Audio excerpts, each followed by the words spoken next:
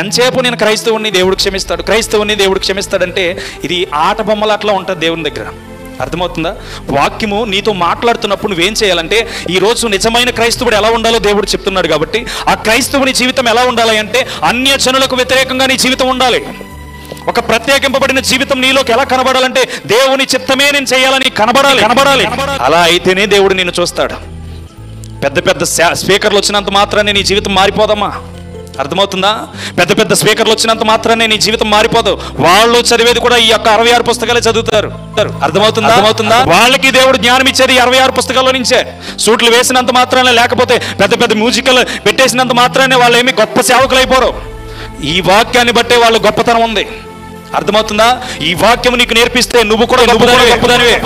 ఈ వాక్యం నువ్వు నేర్చుకుని నడవగలిగితే, దేవుని చిత్తాన్ని చేయగలిగితే నువ్వు గొప్పదానివే. నేడు ఏం నేర్చుకుంటున్న వాక్యం నుంచి అంటే నా బ్రతుకును మార్చుకోవాలి.